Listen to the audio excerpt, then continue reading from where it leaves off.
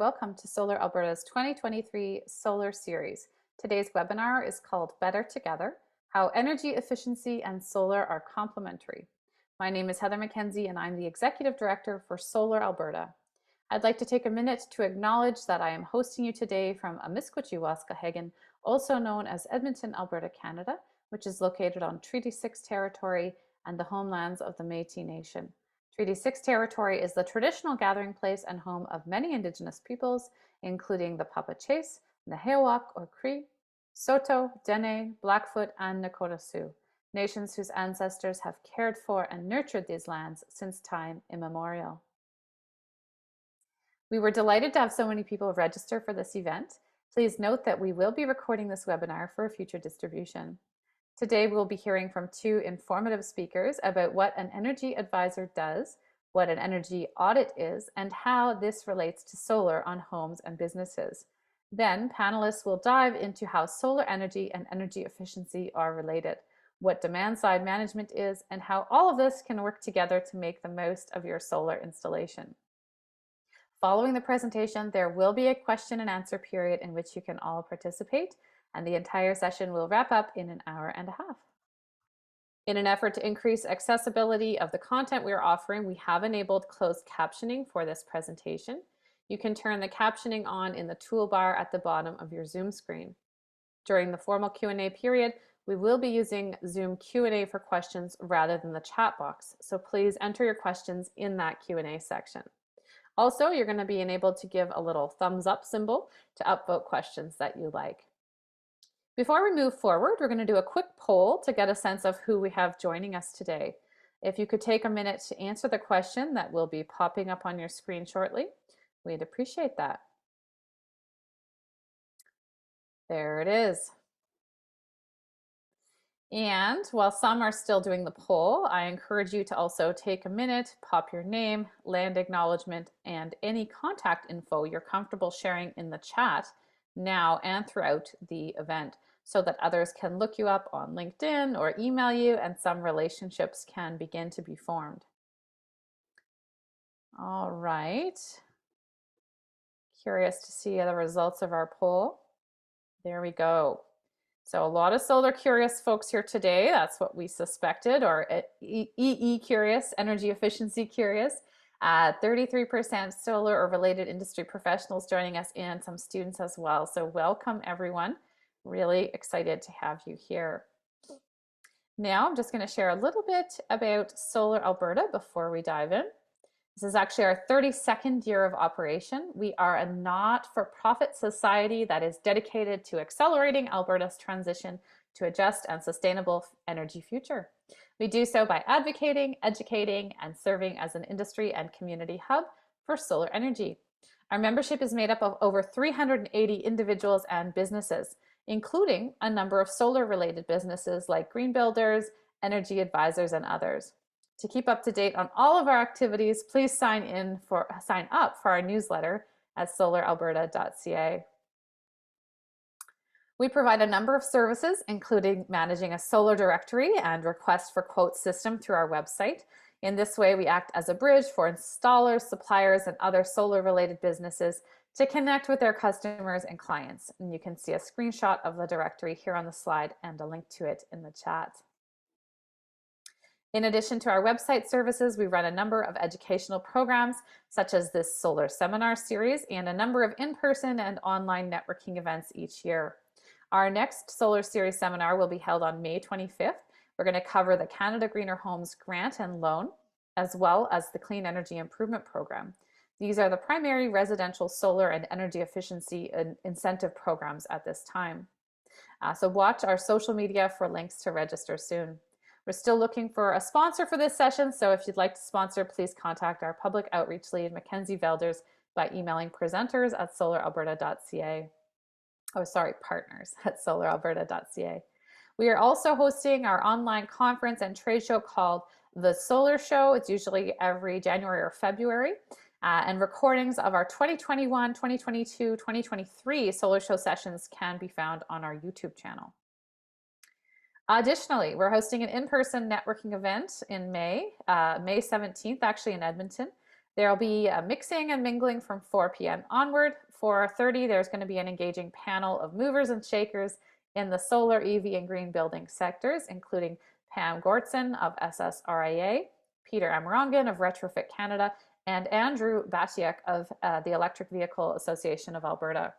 Throughout the event, there will be an opportunity for attendees to check out booths from organizations including net zero builders and architects, deep energy retrofitters, solar installers and suppliers, green NGOs, and more. The event will be taking place in the West End of Edmonton at the Creative Hive. Additionally, trade show booths can be purchased for $200 until April 30th at our early bird rate, and then again after that at $250 until April 30, after April 30th. Trade show booths are available on a first come, first serve basis. There are a limited number and they're available at a 10% discount for Solar Alberta members. The link to register for that or attend is going to be in the chat now.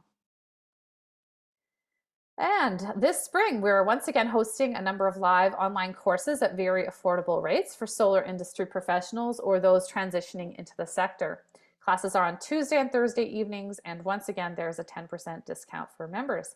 If you're unable to attend the live classes this spring, you can alternatively purchase pre-recorded courses and workshops on our website. Lastly, if you're not already, I just want to encourage you to join Solar Alberta as a member. We are constantly evolving our member service offerings, some of which you can see listed on the screen. Individual membership is $35, can be purchased at the link in the chat. If you're looking to support the work that we're doing, you can also consider volunteering or donating, and we're going to pop the links for those in the chat now. We actually have a crowdfunding campaign where the government of Alberta is matching donations at this time as well. And lastly, we're organizing our first online auction. So if you have an auction item to donate of $20 or more, please do email me, Heather, at solaralberta.ca. Happy to receive your auction items. Now, without further ado, I'd like to take this opportunity to give a shout out and welcome to Zeno for sponsoring today's session. And also thanks to EPCOR for sponsoring this year's seminar series. We couldn't offer all of this amazing free content without the support of our sponsors. We're always interested in developing more partnerships for our events. If you or your company want to work with us, as Zeno is today, to educate the public about solar or solar-related technologies, please don't hesitate to reach out. And there he is. I want to give a really warm welcome to Colin Stogren of Zeno to introduce Zeno and then introduce our speakers today. So welcome, Colin. I'll turn my screen share and camera off now and turn the mic over to you. Thanks so much, Heather. And welcome to everybody joining the webinar today and viewing it after the fact. Just a quick insight about Zeno. So we started Zeno because we believe every home can be a catalyst for change. We're in the midst of a global climate crisis, and the need for change has never been more mission critical, and the task has never been bigger. To us, sustainability is not just about individual gain, it's about the betterment of the entire planet. We know that the key to change is through collective action, and it's why we aim to create impact within our local and global communities. To build momentum towards this ambitious future, our team moves at lightning speed to bring turnkey solutions and best-in-class solar products to homeowners across Canada. We're not just imagining an exciting and brutal future, we're creating it, and we want you to be a part of it as well. So we do have offices in Calgary and Edmonton, which is the one that I work out of. We do solar PV for residential. We have dabbled in the commercial space previously. We also do residential and commercial EV charging infrastructure. We do have in-house electricians. We do in-house designs, sales staff, and management. And introducing our two let's call them speakers today. Stephen Farrell studied mechanical engineering and has over 25 years experience in mechanical system design and residential and commercial energy efficiency consulting. He owns and operates Akasha Engineering Limited, Vertitech Energy Management and Consulting Incorporated, and is partnered with a leading expert in the building envelope industry, Daryl Paul of Qualistat Building Performance Consultants. Stephen has extensive experience in mechanical engineering, design, and consulting with a focus on HVAC and plumbing design for commercial, institutional, industrial, multifamily, and residential application. Stephen is also a certified energy manager, and his extensive experience in the energy efficiency field provides him with a solid understanding of how mechanical systems, the building envelope, and occupant behavior impact the energy efficiency performance of a building. He has been actively involved with Natural Resources Canada in consulting on and managing various energy efficiency programs. He is a certified trainer for the Canadian Institute for Energy Training, CIET, for whom he teaches the residential foundation level exam and energy advisor exam preparatory course. Jesse Rowe, who will be our second speaker, is the executive director of the Alberta Energy Efficiency Alliance, a multi-stakeholder organization in the province with the goal of accelerating the uptake of energy efficiency in Alberta.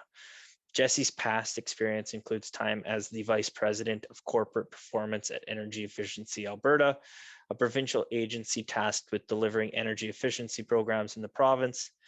Jesse has also been a member of the province's Energy Efficiency Advisory Panel, the Calgary Region Airshed Zone Board, the Imagine Calgary Partnership Steering Committee, the Energy Futures Lab, and previously worked at the Pembina Institute focusing on energy efficiency and community.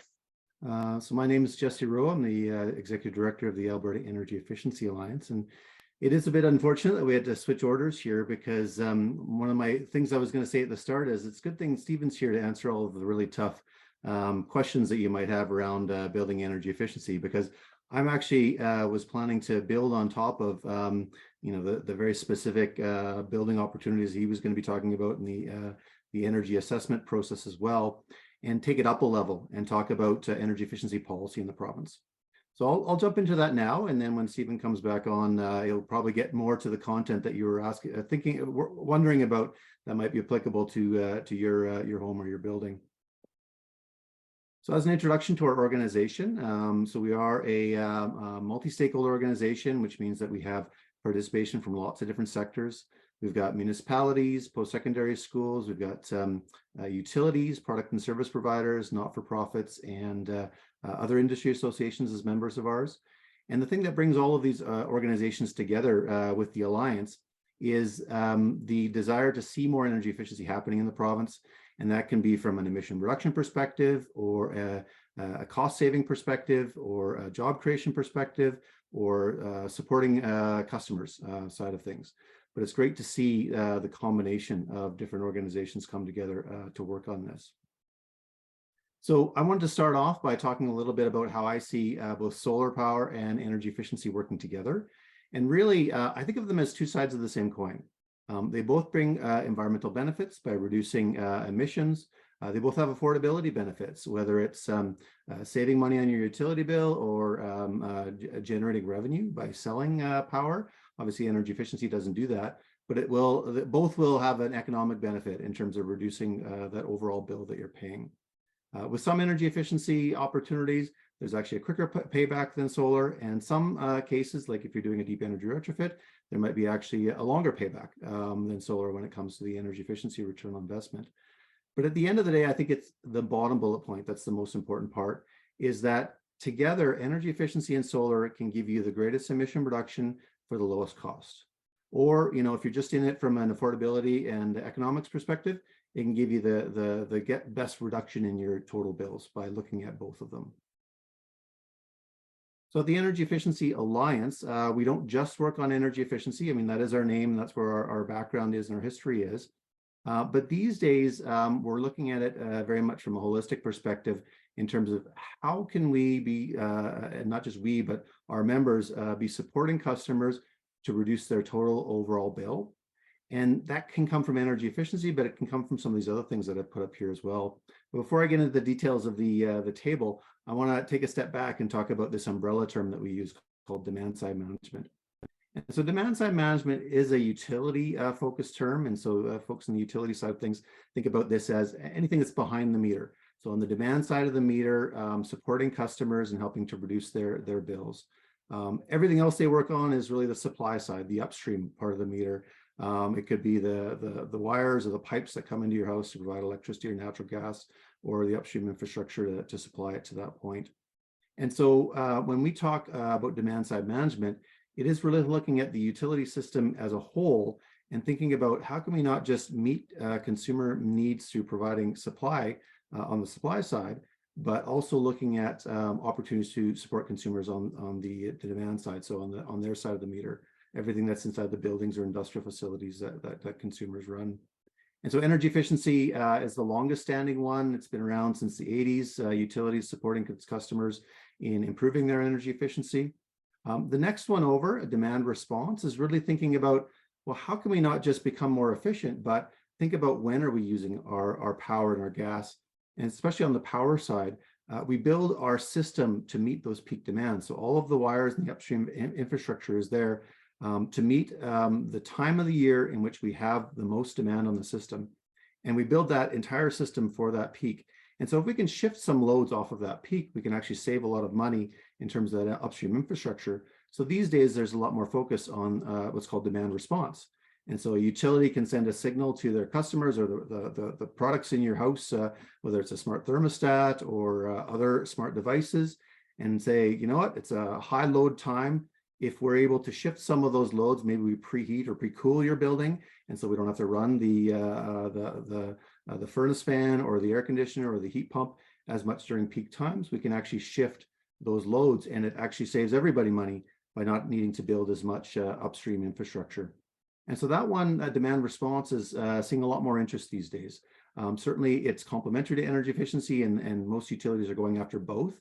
But we're seeing increased focus on demand response, not just because our peaks and our supply is becoming more variable in terms of the renewables on the system or the peaks from things like electric vehicles or electrification of heating, but we're seeing increased abilities to our technologies. So smart technologies are making the demand response side of things easier and more cost effective. And then the third category is DER, is short for distributed energy resources.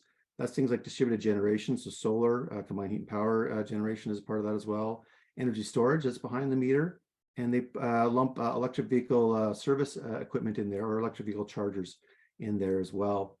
And so that's looking at those technologies as a way to, again, provide benefits to the grid. So for example, if you have an electric vehicle charger or behind the meter energy battery storage, you could be providing a benefit to the grid by shifting your load or providing electricity back to the grid during those peak times. And there's value to the grid. And in some jurisdictions, people are paid for providing that value. And so when we look at demand side management, we're looking at all three of these together, and how can consumers be empowered and supported to be able to undertake more of these and to be able to provide those benefits to the grid and get paid for providing those benefits to the grid as well. And that's what we see in other jurisdictions. So demand side management investments through the utility system happen in every province across Canada, except for Alberta right now. It's not enabled within our regulatory system for utilities to do that, but it's all across Canada right now, and it's across the United States as well. And I don't think people are generally aware of the scale of the investments that are happening. So when you look across the two countries, there's over $10 billion a year being invested into demand side management programs because they reduce the total cost of the utility system. And that's both on the electricity and the gas side of the utilities. And so here in Alberta, we're certainly looking to see a similar type of investment enabled. And that investment that I showed there, that $10 billion, it returns approximately 7 times that in savings for utility consumers and reduction in utility bills at the end of the life of those products and services that are invested into. And so there's a really strong return on investment. And so that's a really big focus for the Alliance these days. We're very much a policy organization that engages with the provincial government primarily around energy efficiency policy.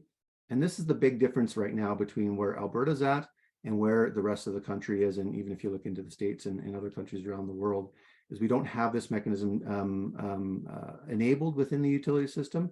And so we're really missing out on the investment that can come from the additional investment that comes through these demand side management programs, which can support not just energy efficiency and demand response that I mentioned before, but it supports increased distributed generation, increased solar opportunities on the consumer side as well. So that's certainly something that we're working very hard to enable. My last substantial slide here just gives you an example of the kind of savings that could be happening across the province if we were to enable demand-side management. And this slide is based on some work that the Alberta Electric System Operator did, where they took a look at what does business as usual look like over the next 20 years in terms of the cost of the electricity system. And this is the generation and transmission side of it. It doesn't actually include the distribution side. So if you add the distribution side in there, the costs are even higher. But what they did was they took a look at their business as usual forecast, which would require a certain amount of investment over the next 20 years. They then said, well, what if we tried to reduce emissions significantly from around 18 megatons annually to around 4 megatons annually? So a big reduction in emissions. This will require investment into new renewable energy, new large-scale battery storage, and new carbon capture and storage for natural gas fired power plants in the province. Now there's different mixes you can do to meet this emission reduction objective, but this was the cheapest scenario that they had run to get those emissions down there. So that's why I use this. So take it with a grain of salt. There's different scenarios which do have some higher prices that you could look at. But one of the things that certainly we were hoping they'd look at, and it's not in this analysis, but we undertook an analysis of this scenario after the fact, was what if you enable demand-side management in the province? And so on top of their analysis, we ran two others. One was, what if we take a leading approach in Canada when it comes to demand-side management programs?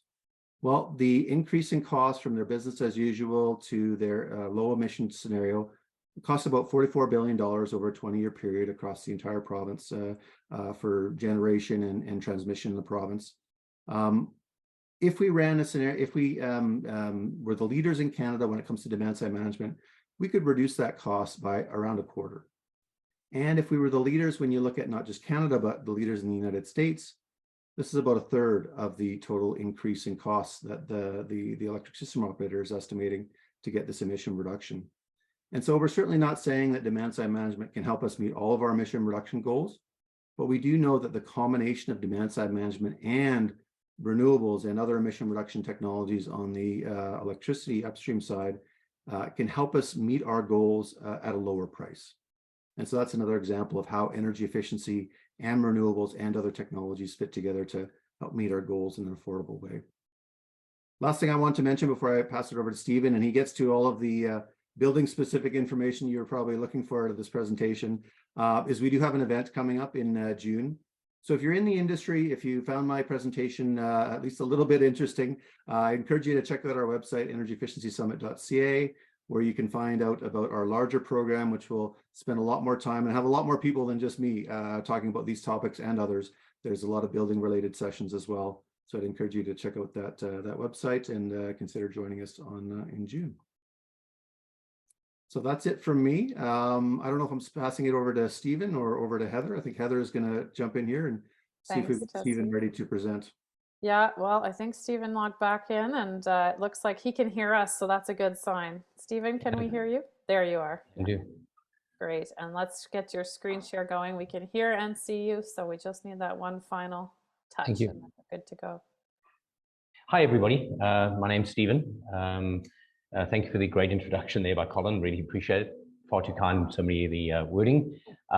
So what I want to chat today about is just a little bit about what the energy efficiency process is for getting the grants, what is an energy evaluation, what are some of the programs, and taking it from there. I'm happy to answer any questions that you have. A little bit about me.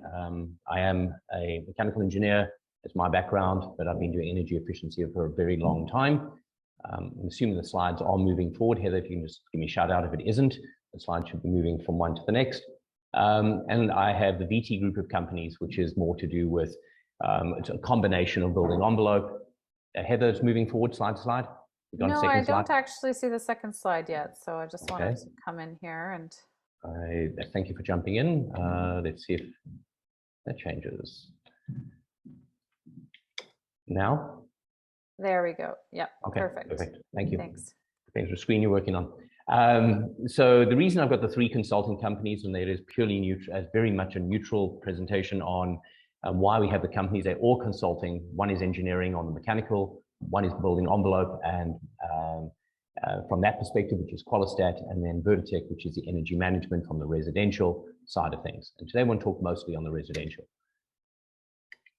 So there's thousands of dollars of grants. Everybody probably aware of it. There's up to $5,000 in government grants and $600 towards the cost of the assessment. There's also $40,000 interest-free loan available from CMHC. The cost of the $600 that goes towards the cost of the assessment doesn't pay the full cost of an assessment. And as everybody's probably quite aware, you need to do 2 assessments, one before and one after. And we'll get into some more details in a bit. But you do need to do an energy assessment to access the loans, which is through CMHC. So why do people want to consider energy upgrades? I'm going to focus on, obviously today being for the solar organization, that's why we want to focus on that. But people want to look at this from many, many different reasons. We have lots and lots of clients approaching energy efficiency and doing energy assessment. One, they want to reduce their carbon footprint because carbon taxes have obviously increased the cost of utilities, and having that intended objective is getting people to think about how much energy they use. People are also concerned about how much utility costs. So obviously they want to get the utility rates down. Obviously this helps the high cost of electricity, which it is at the moment, really makes solar a lot more attractive because the paybacks are a lot quicker. Also thinking about long term, we know carbon taxes are going to keep going up. So today is the time, and we say to many of our clients over and over again, right now is the time to invest in energy efficiency because it decreases your operating costs today, but you reap the benefits long term, and that's really what we want people to do. Reducing the carbon footprint might be a milestone for some people, is reducing that from an environmental perspective. We are seeing more and more people seeing an increase in the value of the home because of energy efficiency. Hopefully at some time in the near future, we will be in a position where mandatory labeling will be able to help homeowners compare their house to an adjacent one or a similar home, where you can actually quantify why the home is of higher value because of the energy efficiency upgrades. And then there's a big one that we talk about all the time is future-proofing your home.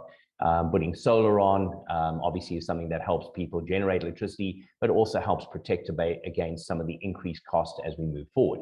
And then doing your part, improving comfort is another huge factor for many of our clients, how to improve the comfort of their homes. That's a driving thing. Taking advantage of government incentives, guess what? The $5,000 is very, very popular. We had a meeting with Natural Resources Canada just last week, and it was noted then that Alberta has the highest uptake of solar across Canada. So you guys are doing a fabulous job getting the market out there, taking care of the clients, and solar is one of the big ones in Alberta. Other areas, they talk about heat pumps is probably one of the big driving. People are motivated different ways. We're going to talk a little bit about air source heat pumps today. I will be bringing that into the conversation so you can understand how that might play into also the benefits of solar. What are some of the upgrade considerations? Air leakage, that's why we must do a blower door test. Some people find it a little bit challenging that if you're only doing solar on the roof, why do we have to do a second blower door test? The blower door test is when we are determining how much air leakage there is between inside and outside the house. That is your air leakage blower door test. It is mandatory we do it at the first stage and afterwards, even though, yes, a solar PV system theoretically doesn't affect it, but that does not look like it's going to change. I know we have had conversations with NRCan about maybe removing that. Other upgrades that people are considering, obviously, is furnaces, and there are no grants for furnaces in most of Canada. So really for the heating system, it is heat pumps that have grants attached. The other very popular one in Alberta is windows and doors, and people can do combinations of these. I guess unfortunately or fortunately, it depends how you want to view it. The solar is the one that uses up all $5,000, but there's the $40,000 interest-free loan, which allows homeowners to do even deeper and further retrofits. And normally if they do solar, they're doing all $5,000. Insulation is another one that homeowners are encouraged to consider. Heat pumps, particularly air source, ground source is reasonably common, but air source heat pumps is a lot more common across the different provinces. And we are seeing an uptake of that also in Alberta at the moment because they do have the cold climate heat pumps, can run lower temperatures. But also if you pair that with solar and you can do it in your shoulders, use it in the shoulder seasons, it certainly starts to make more financial sense based on the cost of energy and also to actually use the electricity as you produce it rather than sending it to the grid and having it come back. We also talk about deep retrofits is one of the big things that we are encouraging homeowners to do. What is an energy assessment? And as I mentioned, there's 2 energy assessments required to access both the grant and the loan. An energy assessment is where an energy advisor, highly skilled individual who's passed multiple exams, done probationary files, etc., goes into a home. They have to be neutral. They are not allowed to be an installer. They are not allowed to be selling product. They must be neutral. They go into a property. They will consult with the homeowner on options to improve the efficiency of the home and give them advice. Again, they are not doing any sales pitch because they don't represent any manufacturers, any brands, and they're not allowed to. That conflict of interest. So we've, again, as a company and also as an industry, tried to stay completely neutral, and that's how we feel the industry should be worked with, and how homeowners should be looked after. So we spend about 2 to 2.5 hours in a home. That's a typical time frame. We assess the building envelope, and building envelope is walls, ceilings, windows, foundations. What's the current insulation values, and then what we look at is how could they potentially upgrade those. We look at mechanical systems, and mechanical systems are domestic hot water, space heating, which could be a boiler, which could be a heat pump, geothermal, furnace, could be a number of different choices or combination of. We look at ventilation systems like HRVs, things of that nature. And then last but not least, we do what we call the blower door test, which is an assessment of the air leakage. Once all of that work is done, we sit down with the homeowner, we give them some recommendations on how to upgrade the energy efficiency of the home and put some sort of roadmap or action plan. Fortunately for the solar industry, right now, we tend to be recommending solar on almost every project as a consideration. We do encourage the homeowner to get a true solar assessment to make sure it is right for that home based on orientation, shading, things of that nature. But because the grants are really, really attractive, we do think it's worth a consideration for the homeowner, and we encourage homeowners typically get 3 quotes when they're doing an energy, when they're looking at buying a heat pump, windows, etc. So they are working in their own best interest. Once we have had that consultation with the homeowner, we go away. We spend about 2 to 2.5 hours doing a HOT 2000 energy report, which gives takes all that information, puts it into a calculation based on standard operating conditions. So it's really, really important to note that we use standard operating conditions, which is 3 people in the home, 2 adults, 1 child, 19.5 kilowatt hours per day of average energy electrical consumption for what we call base loads. We use the temperature for the geographical region we're in, standard water profile, etc. That report then goes to the homeowner. We'll talk about timing in a few minutes. That report goes to the homeowner and is also registered with Natural Resources Canada. That's absolutely crucial that this is registered with Natural Resources Canada. That gets the homeowner through the door and ready to get started. They've got their AP or application number that they had to register for. They've got the assessment, which I say takes approximately 5 to 5.5 hours for the first visit and about 2 to 2.5 hours for the second visit. What else can I say about that? So lots of value. We don't do any representing of brands, manufacturers, or anything of that nature. It is very, very neutral. One thing I will talk about, and I know it's very, very prevalent within the industry. Natural Resources Canada launched the Green Homes program. And as many of you are also new into the industry and have also started companies because the industry has grown, it wasn't that different for energy advisors. We were given -2 hours notice that this program was going to be launched. It takes about 1.5 to 2 months to get energy advisors up to speed. Canadians were all over the getting and accessing the government grants. So there was this huge, huge, huge backlog of getting energy assessments done. That has been dealt with. With one stage, we were talking probably 4 to 5 months backlog. Today, the backlog is probably less than a week. And we as a company, I know we've now moved to assessments being done normally the same week, longest typically 2 weeks, and often the actual registration with Natural Resources Canada is happening sometimes the same day, if not typically around 24 hours to 48 hours. So we've expedited that. Now, the rules that Natural Resources Canada has set for energy advisors is the homeowner is meant to get the report within 2 weeks, 10 working days, and the file needs to be registered with Natural Resources Canada within 30 days. That is the rule set by Natural Resources Canada that we must be in compliance with. However, The CMHC loan, which is the one that's been driving, please get this faster, which is it we are, as an industry, I think, are trying our best to do. They need that report to be able to access the loan. So that's why we have expedited internally, and I think many companies have, trying to get this as quick as possible so people can access the available grants. So the loan, they need the assessment before they can apply for the loan. I do know CMHC did change their rules a little bit. You can start with permitting and things like that even before the report has been issued, but there are some restrictions that they cannot apply for the loan until they actually have the report. So that has been one thing that I think the industry is working very, very hard to make sure we meet your demands, not holding you up, and then also trying to do this at a very affordable rate. I think some of the price points out there are around $450 and $250 respectively for the energy evaluation for a typical home. So that's the general process. Once the work is done, we would come back and do a follow-up assessment to verify what has been done. We must again do a blower door test at the second visit.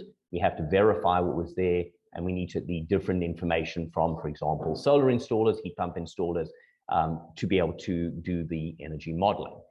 We also use that not just to get the grant, we need to make sure that the ERS, Energy Rating System report, reflects accurately the performance of the system that has been installed. So it's not just about grants, it's about reflecting the true performance of the home afterwards. So that's the process from first and second.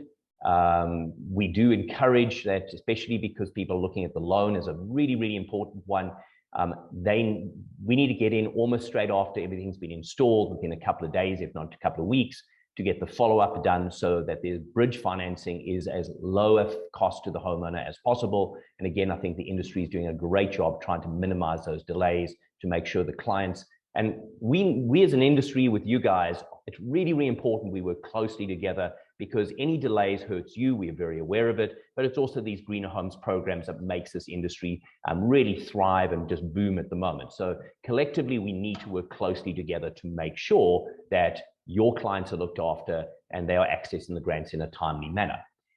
So again, there's the Green Homes program, which is up to $5,000. If you want more details, it's on energyexperts.ca is a good place to find the details. CMHC, Canadian Morgan Housing, is a $40,000 interest-free loan paid back over 10 years, which is very, very attractive. And then obviously there's the Clean Energy Improvement Program, which is another funding model that's available to homeowners to improve their energy efficiency and do deep retrofits. So the greener homes, again, is the $5,600 towards the cost of the assessment. Typically, it doesn't cover the entire cost of first and second. There's always a small portion that the homeowner has to chip in a little bit. In a lot of cases, they're really chipping in $100 is out of their pocket. And really, that's a small amount for the knowledge and the advice that the energy advisors are providing. Again, don't forget you need 2 assessments. We know a bit about the timing. And then the loan, there's your $40,000 paid back over a 10-year period, but you must participate in the Greener Homes Initiative. There's another rule that maybe some people are challenged with, is it has become mandated that as an energy advisor, we must show it as a recommendation. If we don't show it as a recommendation, they are not eligible to get either the grant or the loan. So you will find if we are doing an assessment as a general rule, what my company and my team do is if it's even partially possible to do or partially considered, we will include that as a potential upgrade for the homeowner, because if they don't have it on the report, they do not get access to both the grant or the loan, even if they did the work. We have found CMHC being very, very, very cooperative and really trying to work with homeowners. So they have come up with some ways that if something got missed, hopefully we can accommodate the client as well. Briefly, just a little about why do I have the 3 companies and what do we do that's sort of complementary. The Acacia Engineering is all the mechanical side, and we really think that everything works as a system rather than individual components. So we can do the engineering side of it, we can also do the energy management side, and then the building envelope piece. Why I want to touch on, before I get into questions, I did want to talk about one other thing is air source heat pumps. And why are we seeing an uptake on air source heat pumps? It's the only grant that is available for heating is air source heat pumps. We see more and more people choosing to put air conditioners in their homes. So now we're seeing the industry on the mechanical side saying, well, hang on, let's put in air source heat pumps, not just air conditioners. And really the big takeaway on this one is if you combine that with solar, yes, they've used up the $5,000 in solar.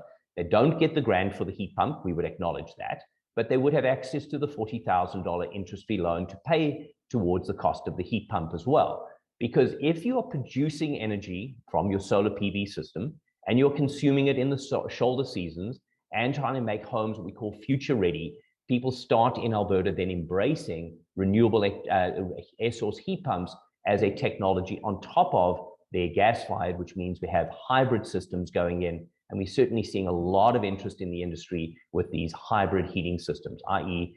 gas-fired furnaces running 98% ECM motors with solar, with a air source heat pump as the heating system. The other thing that is really new in the industry more recently, when I say new, it's in the last couple, 3 weeks. At one stage, it was mandatory to only way you could get your actual grant and access the program, you'd have to change the furnace, the evaporator, the indoor coil, and the outdoor to be able to access the grant. There is now what they call add-on indoor coil and outdoor use only that is rated, and you can leave the existing furnace and add this to the heating system that you already have. So that was often a barrier to entry for homeowners who were considering going to an air source heat pump. They also had to change the furnace. So that has now been removed. They have to obviously select specific equipment. I believe there are 8 heating coils, air source heat pump coils are now available. We anticipate a lot more. They're going to become available through the eligible list from Natural Resources Canada. But now there is not the requirement to change everything that's in of the heat pumps. So that sort of brings me to a bit of a close on what I had to say. I am happy we're going to have some Q&A session at the end here to answer any questions anybody has on the process, timing, costs, anything that we has. I'm more than happy to take any questions as we move on later on. Thank you, Heather. Great, thank you, Stephen. And I think we'll try and stop your screen share now and bring Colin and Jesse back on. And I think we'll use our technique we thought of before to end your screen share here. And I'll stop my screen share. Perfect. Well, welcome back and thank you for your 2 presentations. Very, very informative. And we get a lot of questions about energy efficiency and how it relates to solar all the time. And I'm glad you touched on heat pumps because that is one of our constant questions. We actually added to our directory this year a heat and cooling pump sort of a supplier or installer option, and already 7 of our members have expanded their services to include that because there is so much demand there and there is such great synergy. I see some people are already populating the Q&A with questions. I am going to take the upvoted ones first, so please feel free to either add your questions there or upvote other people's questions. I actually think I know the answer to the first one, Jesse, but you'll have to elaborate on this here. The question was, where was Alberta on that chart? And I think I remember in your presentation you said Alberta is the only province that doesn't have demand side management. Could you maybe elaborate on that and why we're such a loner? Yeah, that question might have got asked before I answered it, but just to expand on that a little bit. So Alberta is currently the lone province in Canada that does not have demand side management enabled through its utility systems. We actually used to in Alberta in the 80s and 90s, like everyone else, we were doing energy efficiency programs through the utility system, and there was some demand response as well, I believe. But when we restructured in the late 90s, early 2000s, that was a function that was left out. And so the government's response when people said, well, what about these programs we used to have, was they started up Climate Change Central, if you remember them. And they funded them through the government revenues. And at the time, natural gas prices were high, and we had surpluses. And so there was a good amount of money to be able to fund programs like that. But of course, that didn't last. And so the funding for Climate Change Central kind of went up and down over the years. And we had a similar thing with Energy Efficiency Alberta, whereas it was funded through government, and it kind of came and went as government priorities came and went. That's all I'll say about that one. But Yeah, I think what we're seeing is that model of funding it through government, and it's not just Alberta, you look anywhere, whether it's across Canada or internationally, you fund these types of programs through government, and they do have a tendency to come and go. And the federal government is similar, has had a similar experience as well. Whereas the funding through the utility system has been consistent in most places for decades. And the reason is because you're attaching the funding as close as possible to the benefits, which is the bill savings. And they say, well, if we have these programs, our bills are overall lower. And so not only do we like these programs, what they found in other places is they increase that investment over time. And so in Alberta, we want to get off the roller coaster. We want to get on that chart, and we want to make sure that we're doing it in a way that's sustainable and not a boom bust cycle. Right. So to depoliticize it and turn it more into a cost, a matter of pure cost and financial sense. Well, that's interesting. Thank you for the history lesson on that and why we're the outlier. I think it's particularly confusing to me and others because, you know, we hear this fear mongering all the time that if we have too many renewables on the grid, then we're not going to be reliable enough. And so if people are genuinely concerned about that, then this is a great alternative to or a way to address those fears. And so when I hear those fears, I think I'll point them to you, Jesse, and say, well, yeah, thank you for your concerns. Why don't you join this this group that's trying to allay your concerns? so thanks for that. Okay, and Manaf is wondering about the cost of assessment. Stephen, would you mind touching on the cost there, please? Sure. The costs do vary. I can only talk about my companies. We are $450 up to 2,500 square feet for the initial assessment, $250 for the follow-up. So a net cost for a typical home in Alberta is around $700, of which $600 would be rebated back to the homeowner. But there is a caveat to that. They must participate in at least one of the eligible upgrades. So if they just did furnaces, they would not be able to get any money back. If they are doing something that is going to be at insulation, attic, solar, something that's going to have a grant attached to it, then they would get the $600 back towards the cost of the assessment. So net cost around $700, $450 for the first, $250 for the follow-up is the current price point. Okay, appreciate that. Another question here. Is there any expected timeline for demand-side management in Alberta? So we've looked into the past. Now we want you to look into the future, Jesse. This obviously has a big impact on planning by individuals, even for such simple things as selecting technologies for replacing a water heater. So yeah, get out your crystal ball and what do you think? Are you finding anyone's receptive to these very logical arguments you're making? We've definitely seen receptivity, but there is no timeline. When you look across Canada, the US, internationally, all of the demand side management initiatives have oversight by a utility regulator. So it'd be the Alberta Utilities Commission here in Alberta. And they approve all of this. And right now, they haven't been doing it again since the restructuring of the utility system 20 some years ago.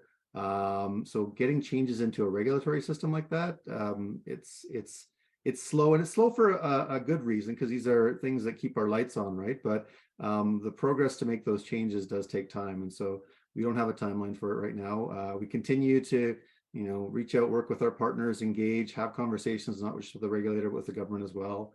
And I think it's going to take more of that to get us over the hurdle here. And if anybody has an opportunity to let someone in power know that they're looking forward to these types of programs, that can help us as well. Well, we do have an election coming up, so we've got 40 people joining us today who could maybe raise that issue. I wonder about just further to this question. I believe I've heard at some of your events about some pilots that are going on that may be indicative, in my mind, of some movement on this. And I know Optiwatt and Fortis, Optiwatt is a member of ours, and Fortis, they're doing something related to EV charging and home charging, and trying to get a sense for what some incentives could look like in that regard. Is that common, and is that taking shape around the province in a variety of ways? Does that indicate movement? Yeah, we definitely see pilots. That is definitely indicative movement. But the pilot you talked about with Fortis Alberta, I think it's $500,000 over a short period of time. Whereas we look at other provinces and states, and they're doing over $100 million worth of demand side management investments a year, every year, year over year. And Yeah. so the pilots are great. It's a great start. It means that we've got some interest, but it's a toe in the door, and we definitely need to get the foot in and then the leg in and then get in the door the whole way, right? Get past the pilot. I think that's the Alberta's big goal. we're very good at piloting things in Alberta, but I always say, okay, like, but now it's working, so here we go. Yeah. Okay, we got some pump related questions here. The first one, are ground source heat pumps included? Why aren't we using more ground source heat pumps? I happen to be ground source heat pump recipient right now in a district energy site, but I'm curious to hear your response to that. Maybe Stephen, do you want to touch on that for the ground source folks on the line today? Certainly. Geothermal ground source heat pumps are included in the program. So there is a $5,000 grant available to that. The reason you don't see as many is it's capital cost. They are not an inexpensive heating system.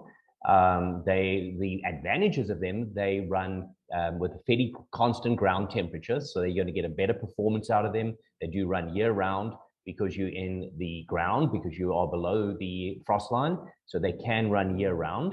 The cost is the biggest challenge. Normally where we see geothermal or ground source heat pumps is where somebody doesn't have easy access to, for example, natural gas. They only have electricity or propane. That is typically where we would see those. It's just really a capital cost, upfront cost is one of the challenges.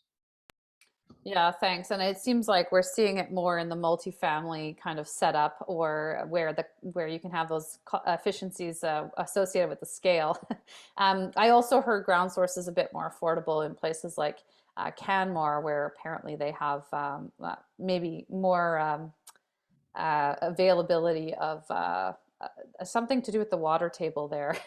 Okay. I remember learning that Canmore is a bit of an anomaly here in Alberta. So thank you for touching on that. Jumping to air source heat pumps, John's wondering a rough cost for an air source heat pump add-on. And actually, I've been getting texts from high school friends with the same question, so I would love to be able to respond to that on that subject. Personally, I like to stay away from pricing on mechanical equipment. I'd suggest get a quote from 3 contractors. They'll give you your price. They are similar to that of an air conditioner. It is not a huge jump from an air conditioner to an air source heat pump. From a capital cost perspective, there is a small cost adder, and that is why we are really encouraging Albertans who are putting air conditioners in, think about going a little bit further, putting a heat pump in, putting solar on to run it part of the time, and you're getting the best of both worlds. But from a cost point of view, I recommend getting 3 quotes. Talk to your contractors. There's a little bit dangerous territory to get into that on the premise that we are very neutral and we don't represent manufacturers or brands. Well, and the costs are also coming down, it seems, on a lot of these things. So it's also like you could say a number today, and in a year that could have dropped considerably too. So a lot of the solar installers in our directories do have relationships with heat pump folks, and they can connect you. But also we do have the 7 members on our directory who probably could provide quotes as well. We have a request for quotes system through our website, actually. So all of our members can access those and give you some quotes. Okay, here we go. Someone is confused as to how to phase solar and heat pumps to qualify for a loan. I'll use the grant for the first of these with some loan, that I'm trying to get a loan for the second phase. Limits on solar capacity in Alberta, may not be able to do both at once. Yeah, so for those of you who aren't aware, in Alberta, you're actually only allowed to size your solar array to your current or your annual electricity usage, and they'll look back in time. I've actually been doing some deep digging into this right now because we're getting a lot of questions about it. So EPCOR, NMAX, and others will let you incorporate a heat pump into your plan if you have the bill of sale, like an electric vehicle, unless, and this is an important difference from electric vehicles, unless you also have and plan to continue having a natural gas system as well. If you're going to be doubling up, as many single family detached older homes are because they're not quite as energy efficient yet. If you're going to be doubling up, they do require that you demonstrate you have a year's worth of evidence that you're actually using the air source heat pump before they'll let you add on to your solar array. So maybe would you folks like to add on to that? I am actually planning a blog on this topic because we're getting so many questions about it. So I've been grilling the wire providers on it. But it's a little different than EVs. You can have the bill of sale to be incorporated, but you also have to either be able to demonstrate that your natural gas is supplementary and is not going to be used much. And you can do that through some of the processes that you use, right, Stephen? Correct. In answering really the question in general there as well, the other thing though, on the grant, you are allowed to enter the grant program twice, 3 times if you want. There's no restriction. You're still maxed out at $5,000. That doesn't change. But you can come in multiple times. You can do your windows, come back and go again. Now on the premise we're talking solar, most people use the full $5,000 all at once. However, for the loan, you only get one opportunity. So if you did solar, you did the loan for solar, and you want to come back and do the loan a second time, you're not allowed to do that. So you are restricted to only one loan application up to $40,000, but you cannot come in on a second time for the loan, but you can come in second, third time for the grant if they only used a portion thereof. Yeah, no, that's really helpful to know. Colin, I know you guys are on the ground dealing with these questions as well. Do you want to add anything to what Stephen just explained? It's an everyday discussion probably for you folks right now too. Yeah, exactly what Stephen said is accurate. Typically with our average home size, we're using the full grant for the solar array. And then as he alluded to with the loan, you can only have one application. So if you're doing multiple retrofits, you want to make sure you're doing them all at the same time, so that they're all included on your $40,000 loan application. The other thing for him is interest-free. So if you do the application for the full $40,000, you can pay it back whenever you want. It's interest-free. Not sure why you pay it back less than 10 years when it's interest-free. But you could do that application right at the beginning, and you may not end up doing the air source heat pump or whatever else it is, but you've got access to it if you do it all at the beginning. But if you don't do it and then want to come back, you don't have access to that loan again. Well, and speaking of energy efficiency today, as we are, it seems to me a good way to make sure that you can prove that you're, if you have a supplementary natural gas system, if you want to be able to prove that it's supplementary, then you should also be doing a lot of the energy efficient upgrades as well, because that's where the evidence is, right? To prove that your air source heat pump is the one you're going to be using, you need to be able to prove that your building envelope is actually going to be able to allow you to use that air source. So it's interesting that we happen to have this topic of energy efficiency today, because ideally people should be coupling, and I think the incentives are there for folks to couple their doors, their windows, their structure with the air source and solar. Anyone who just wants to do air source heat pumps and solar might be out of luck in terms of incorporating the air source if their home and their building envelope is not efficient enough. I know for us, we've never had a problem with ground source heat pump, but it's because we're in a very energy efficient structure. And of course, we're in a row home, which makes it way easier to stay efficient. So anyways, very good to hear your thoughts on this. I'll be curious at our next seminar, we're going to be hearing from Enercan as well as the SEEP program administrator. I'm curious if you can go back for SEEP more than once in the same way that you can for the Canada Greener Homes grant. Have you guys had any experience with that yet? I know the Clean Energy Improvement Program is so new. I'm not sure how many times can you double dip? Wait till our presenters come back to us on that one. Nobody's heard that yet. I haven't heard anything. We've done a fair amount of work on the Clean Energy Improvement Program, but we've never had the opportunity to discuss, can you come back in, so I don't have a clear answer. That would be, and I think that is almost maybe municipality by municipality on how they're going to design around that. I don't think that would be province-wide exactly the same regardless. Yeah, well, I'll definitely hit Stephanie up with that at our next seminar as well, just to see. I know she was telling me that if you combine the Canada Greener Homes loan with a SEEP program, you can actually get up to 90,000 for a deep energy retrofit. So that's really exciting news. There's one other interesting one I want to raise, and at the moment we've managed to prove it true. If you did, let's just say, a $15,000 solar PV system, you're getting 5,000 in grant back. The loan that they'll give you is actually 15,000. They don't give you the 10, they give you the full 15,000. We were originally told they would take the 5,000 off, but they're not taking that off. They are giving the full value of what the loan was. They do not remove the grant value from it. That's very interesting. And I know a lot of this is very confusing for Edmontonians as well, because typically with the rebate program here, you can't go back twice.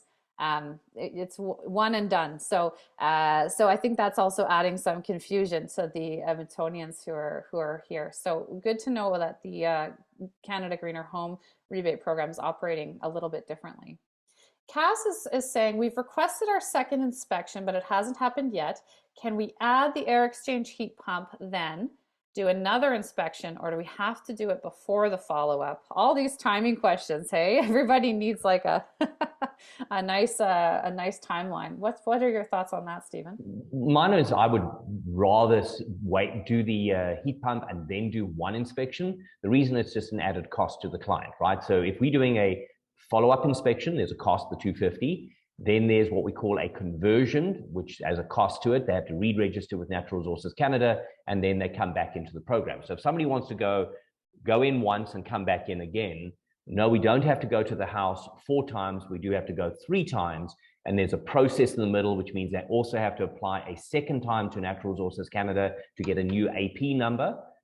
There's obviously a cost because we have to register another file with Natural Resources Canada, but that means the homeowner is paying for us to come to the home $450, $250, which makes it quite expensive. So if at all possible, my recommendations would be try and get all the work done between the first and the second, less cost to the homeowner, and the maximum they ever getting back towards the cost of the assessment is $600. Even if we went there 3 times, they don't get access to it again. It's $600 combined, no matter how many times we go back. Well, that's good to know. And I know that we'd all love to have fewer application processes than actually that is a question I have. I was chatting with the feds recently, and I said, typically in the past when municipalities or the province in Alberta have had rebate or grant programs, they've allowed solar installers and others to help clients jump through the hoops. Has there been any movement on the feds there? Are they going to let our businesses support people with this? Because it feels very much like you have to be very savvy to jump through all the hoops. Do you think they're going to let the businesses help everybody out here? And I know it used to be you could just give permission to your contractor to help you jump through all the application hoops. Any movement on that federally? No, that's never going to change, not based on the current administration. We've actually had a hand slap multiple times from advisors that have chosen to go above and beyond, particularly, let's say, areas like Medicine Hat, where you've got seniors, and we had advisors sit down in front of the computer and work with them. They've been strongly reprimanded for doing it, and the reason for that is there are 2 processes to getting into your registration. One is CRA, and the other one is through your bank account. That's the only 2 ways to do the application, and for that, we are not allowed to at all, and in fact, if they find out, we do get reprimanded. They do have a call center that you can call, not you as in the advisor, but the homeowner. No, it's not easy. The wait times are around 45 days to call back. There are lots of delays. There is a paper copy mechanism to do this. And yes, we are, just as many people on here and many other advisors, very frustrated. It is very difficult to help a homeowner through it. We obviously on energyexperts.ca, we have some video on how you can do the application. But at no time are we allowed to, because of the CRA and the bank access, allowed to facilitate at all. And again, very strongly reprimanded when they found out we were doing that. They sure don't trust y'all. And I don't know why, because there's a long history of everybody doing this to support. And it's the equity principle, really. And that's what I said to the feds when I met with them. I said, do you want seniors to be able to access these programs? Do you want single parents? Do you want low-income folks who aren't web savvy? Because if you want them, you need to let the businesses do what they do well and support their clients. And they were just not listening to me. So I'm sad to hear they're not listening to you either. And in fact, going above and beyond and reprimanding. we'll certainly continue to advocate on that. If they're really nervous about all y'all, they should just require some kind of qualification, like everybody else has done. So it's just mind-boggling to me. At least the Clean Energy Improvement Program seems to have that sorted. I don't think that's an issue there. Colin, have you found that that provincially and municipally we're still on the right path, allowing for businesses to support their clients in jumping through hoops? Well, with CIP for sure. In the few cases we've gone through with clients, it's been pretty seamless to the point where, you know, we can actually reach out directly on behalf of our clients and work with the account administration to get that processed and get the contract in place so we can do the installation. In terms of administration with the Greener Homes program, yeah, I've found the call times aren't as bad if you're going in and saying that you're trying to access the loan. Whereas if you're trying to access the grant, they put you in a queue that can be that 45 days. So just a little secret, hopefully it's not out to everybody, but just say you're going after the loan and they'll help you out pretty quickly. Okay, We've also heard, and not just anecdotally, directly from the different groups, CMHC, their mandate is to try and be as cooperative as possible, to include as much as possible, as easily as possible. And we see a lot of reasonable flexibility with the CMHC. We do find, and it's not a slight on Natural Resources Canada, but they're a lot more rigid. They've got a lot more absolutes that they have to work within. Right. And we found even from contacting CMHC, their timelines have been a lot more reasonable, and we certainly hear a lot more positive responses from our clients on those calls. So I was talking to the wrong feds. Well, that's good to know, and I'll have to redirect my efforts a bit. It's interesting because you know, there's just this suspicion, I think, but ultimately it's a huge cost savings for the federal government. That's what I said to them. I said, I'm not asking you to do any special favors here. We have 150 members who would like to give this service for free so that they can help this program be administered, and you could save on not having to have all these administrators answering a million questions. They didn't seem to I said, this is not a business pitch. This is literally us offering to do work for free. So anyways, I don't know if it was heard, but it's good to know everybody's kind of pushing on that. And it's the first time the feds have done anything like this. So I'm sure the learning curve is really sharp for them as well. There's going to have to be some tweaks down the road, hopefully. That does come back to some of the comments I was making about the government-funded programs versus the programs that are invested through the utility system. And I mean, it's a perfect example where, yeah, the federal government did have programs back in the 2000s. And they went away, and then they came back, and they had to set them up super quick. And that's the way government works, right? It's like they make a decision, they talk about it with the public, and then they're just scrambling to figure out behind the scenes, how do we deliver this? And like the sign-in's the same as the Canada Revenue Agency. It's the same that I have to go through for Prairies Can, which is a government department to apply for grants. And so they just said, okay, well, we've got this system that's got a secure log on. Let's start with that as a starting point. But it's interesting, in Ontario, Natural Resources Canada now is working with Enbridge to deliver the Greener Homes grant, because Enbridge is the gas utility there in Ontario and across the entire province, I believe. I think they have at least most of it. They've been delivering energy efficiency programs for years. And so they've got all this infrastructure set up to be able to do it. And so they would be able to institute practices like you're talking about to make it easier for customers to participate, because that's what they've built up over decades. And that's the approach we took at Energy Efficiency Alberta when I was there. That's where the Clean Energy Improvement Program, we actually transitioned that over to Alberta municipalities to run. That's the same principle of customer service first, right? Whereas the federal government has security of the process and ensuring we know who we're talking to. So you have to get your bank to vouch for you every time you log in or use your secure login. But that's where I think having those programs through the utility system that are long-standing creates capacity and structure to be able to do things more efficiently. Even if you do want to layer on some government funding or government program, they can work really well together. And so there's a bit of an evolution happening in Ontario on that. And maybe one day we'll get there too. I don't know. We'll see. Yeah. And I mean, we don't want anyone taken for a ride either. That's why we have our business code of conduct. That's why CanRIA has the business code of conduct, so that we can hold people accountable if there is an issue. So that was interesting. It turned out NRCan was also not aware of that, that we had these quasi-regulatory systems in place already. It's too bad they didn't consult on that, because it would have been nice if we could have let them know, by the way, we're not just going to let anyone support these elderly folks through the process. We actually do have some checks and balances and an entire volunteer ethics committee that monitors this, who are non-industry.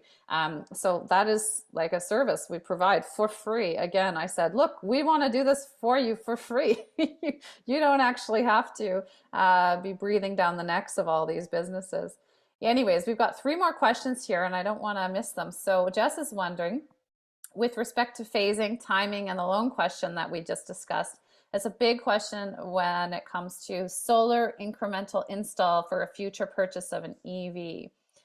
Yeah, I'm going through that right now, Jess. So we did get a solar array, and then we bought an EV, and now we are resizing our system. So we are having to basically do a whole second system just to cover off the EV. So I hear you, it's frustrating, but they do require the bill of sale for the EV.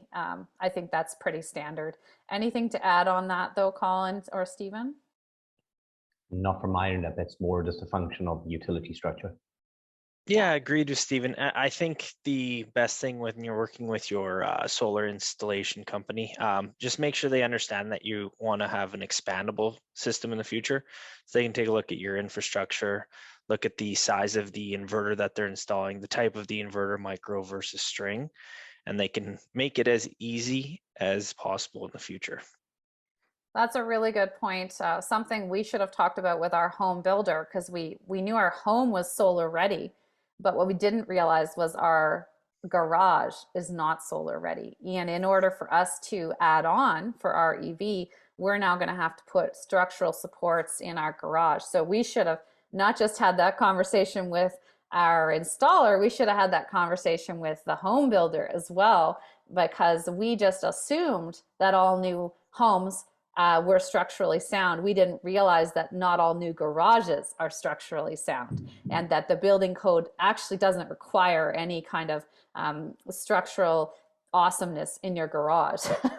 So that was news to us, and anyone else with a small home roof would have that same challenge with an EV. And Jess has gone further. She's saying, given the huge backlog in EV availability and the solar limits, plus NRCan being a one-time only loan, there's no way to size for solar for the EV for a couple years away. That's true unless you have the bill of sale. You can't really size it a couple years out. That said, Jess, the Clean Energy Improvement Program is just getting started. So it's just getting started. So just because the NRCan one-time loan might not be there for you down the road, more than likely, by the time you get around to your EV in 2 years, that's when you can probably access your municipal clean energy improvement program. So don't worry. It's not like there won't be anything. It just might not be the same mechanism. Anything to add on that, though, in terms of timing and the challenge of having to wait on an EV for a couple of years? Well, so something Stephen again alluded to earlier, interesting economic standpoint, and by no means I'm not completely literate in financing, but the grant maxes out at $5,000 once you've hit a 5 kilowatt system, which, as Stephen was saying, typically that's a $15,000 range, could be lower, could be higher based on infrastructure. But if you're getting into your home after 6 months, it's a newer home, you have possession, you can get that grant, put on a 5 kilowatt system, get the full NRCan grant back, take out the loan for that, do any other retrofits you see fit. And then once you have your electric vehicle and the consumption from it dialed in, you can use that CEIP program in the future in order to expand your system to make sure you're fully offset at that point. So there are different ways to go about it from an economic standpoint.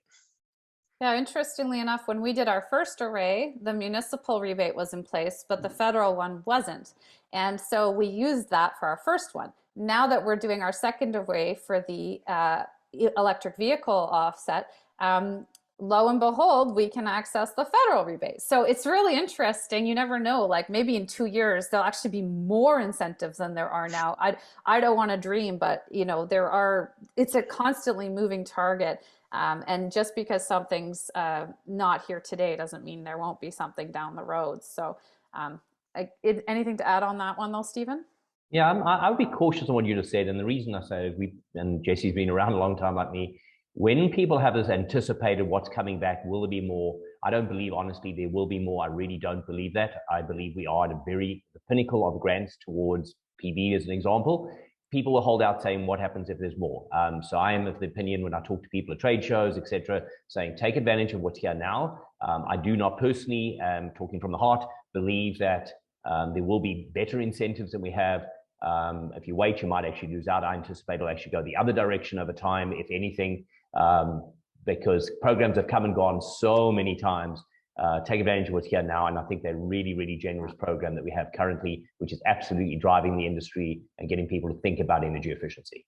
It's so true for solar PV. I guess where I think there might still be growth in supports is for those electric vehicles, because they haven't come down in cost yet the way solar has. But now that the argument can be made for solar in many cases without incentives, I think you're quite right. We're kind of lucky we're still getting some because it's so cost effective to have solar regardless. And even though we went ahead without the federal programs, I don't regret it ever, because I see those benefits on my bills monthly, and I know that it was the right time, was as soon as we could afford it. Jesse, you want to add on there? You never know what's coming down the road. And so if you find a situation that works for you, I'd say that's the time to go move forward. If you want to wait for the best deal, you may be waiting forever. Yeah, and that's a really good point. You never know what's coming, and so do you want to be on the waiting forever road, or do you want to be all right, that's good enough for me, I'm gonna move forward, and then you can worry about other things. Where am I going to invest my savings? Or always things to worry about. This doesn't mean one of the things you worry about for the rest of your life. Yeah, exactly. It's not like we're talking about $100,000 investment here. There are. I was having this conversation with someone earlier today, because when you get to home purchasing, you have to be cautious about all those interest rates and everything, and when you buy. But this is a very different ballpark. So definitely jump when you can. Well, that's a good point. I'm not saying you jump in when it's not a good time. If it doesn't work for you, then obviously you're not going to do it. But if you find a situation where it is working, then waiting for the next dollar to be given to you that may or may not come. Yeah, I'm not sure that's the best way to approach life, but that's more of a philosophy than anything else. Sorry, Colin, I stepped on your words. Colin, did you want to add there? No, I just alluding to your point where you said that interest rates are fluctuating. That interest-free loan plus a grant, I kind of agree with the two other gentlemen. There might not be a better opportunity if there is another one. So, yeah. Just do as much as you can right now under the microgen regulation. And we'll keep advocating as well. Someone said, holding off on doing anything until you get that microgen regulation fixed. And I said, oh, please don't hold off on that, because I have, we're going to keep fighting for that. We're going to do our advocacy because that's our job. But I have had zero indication from either the NDP or the UCP that they're interested in amending the microgen regulation to allow us to maximize our roof space and maximize our solar potential. So please don't wait on my advocacy. I mean, I love that someone is so trusting in my advocacy efforts, but do it anyways. Don't wait on don't wait on my lobby. And if they change a regulation, they might change more than one thing. So they might make something better, but they might make something else worse, right? Yeah, so, absolutely, Jesse. There's a benefit to jumping in when it makes sense for you, and maybe you'll be grandfathered if they change something you don't like. But hey, I was here first, and governments do have a tendency to grandfather people who get in before regulatory changes. But well, that's a good point. That's crystal ball thinking there. It's a very good point, though, Jesse, and that's part of why we moved on this, is because I'd heard rumblings about them amending the microgen regulation in ways we wouldn't like. And so I thought, I better get in there. We better advocate for something we would like, and hopefully we'll have a balance at the end of the day. But it may not end up being 100% better because of some of the changes they're toying with on the other end. You never Anyways, know. You never know. you never know. Here we go. Someone's been told that Alberta's temperature fluctuates too much, rendering heat pumps inefficient.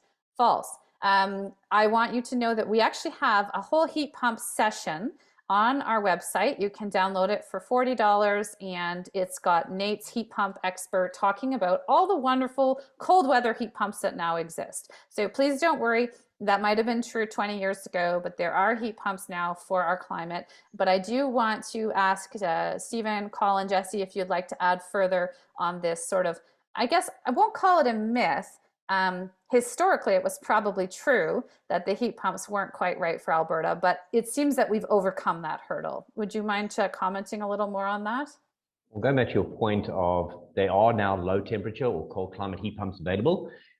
For the Alberta market, you would typically have a backup, but there was something very, very important that Heather mentioned way back was performance of the whole home. The windows, the walls, making homes really, really energy efficient. So your mechanical system, i.e. heat pump, is not a 5-ton heat pump. You're hopefully doing something like a 2-ton, 24,000 BTU, something on the smaller side that runs a lot less. So we've got to remember, yes, the grants are fabulous for solar, but we also can't ignore those what are called deep retrofits, upgrading wall systems from that horrible R8 to something significantly more, those triple pane windows, the insulation, the draft proofing, things like that. That really is what makes these systems perform well, is everything. And that's when we combine the grant, the $5,000, the $40,000 interest-free loan, and the up to, I think it's $50,000 typically on the Clean Energy Improvement Program, that people have access to close to $100,000 in deep retrofits. And that's really where the market's going is. It's a combination of everything, not just one or the other. I think that's the future. Yeah, and actually, if people want to see some really excellent examples of the combo and how awesome it can be, Andrew Mills is on the line today with us, and he's running the Eco Solar Home Tours again in June in 4 cities across the province. And a lot of the homes that they feature, I think they're featuring over 30 homes this year, they do that combined. You know, they match the energy efficient efforts, and then because of that, they are able to go either fully air source heat pump, or they are able to do that with a supplementary system that runs very minimally. So, you know, these are things that are happening in cold climates. I've even seen further north than Alberta, I've seen examples of where when a building is efficient enough, like a passive house design, there are people doing passive house design as well as air source heat pumps in very northern climates. So absolutely doable these days. Don't let them tell you it's not. And if someone tells you you have to have natural gas on the side, that is not often entirely true. I think Gordon Howell will tell you, depending on the efficiency of your home, you may have to have a supplementary system.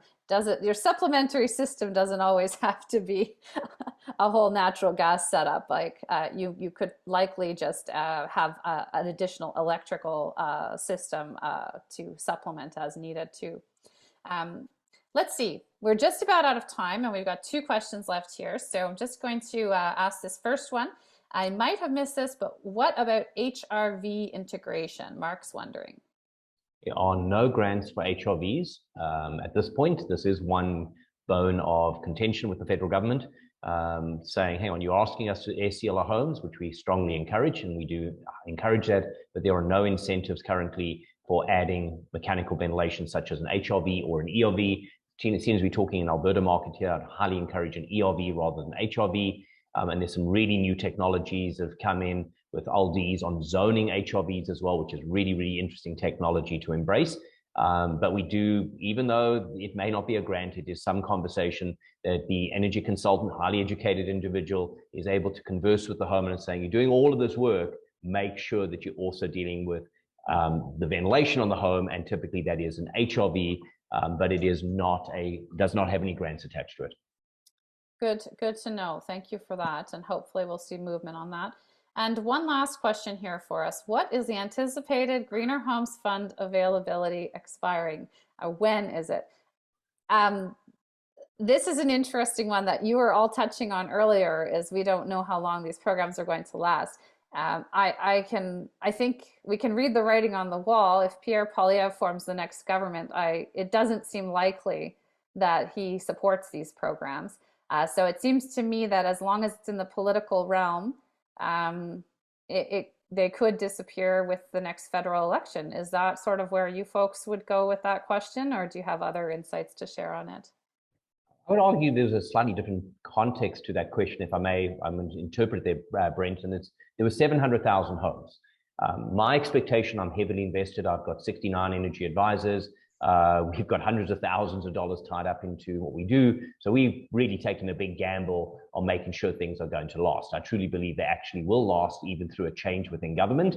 They may be slightly different, but I do anticipate longevity. The question is the 700,000 homes. When do they run out? And that is very, we are trying to get a consistent update from the federal government. At this stage, the way the government has worded it, at the current rate of applications, the program will last the full 7 years. In other words, approximately just over 5 years from now, they anticipate. They also are saying that they are not going to throw any additional money at marketing because the uptake rate matches a consistent use of the grants. Now, Jesse referenced the Enbridge program in Ontario. I think that is going to make a dent in this, and I think we could end somewhat prematurely. The only side to that may change is there is a commitment from the government to achieve certain targets, and if there's a strong enough uptake, there is, I think, a possibility that they will extend. Now, with that all being said, there's other very exciting things happening on the energy efficiency front, not necessarily just on the grants, but mandatory labeling on new homes and existing homes, different tier ratings. We talk about the tier code, step code in British Columbia. There's other things that are going to drive the industry, not just the grants. I think they're here to stay to some extent, but what they're exactly going to look like, and is it going to be another 5 years, another 3 years? Anybody's guess. But and what technologies they'll keep including, right? So that's another one. But I like your optimism, and I think it's good that we end on such an optimistic note, because obviously I'm sort of the downer here with all my my premonitions of the future. But I really like that optimism, Stephen. I want to thank Jesse, Stephen, for your presentations today, Colin for Zeno for sponsoring. Of course, really appreciate that. We are going to have this recording up, and so we are wanting to respect everybody's time, and we are going to end here at 1:30 sharp. But please do share any contact info you might have in the chat before we leave, in case folks have any more follow-up questions. What a great round of questions from our participants today. So thank you to everyone for attending, and really enjoyed this session. Look forward to more conversations like this in the future. Thank you very much for having me.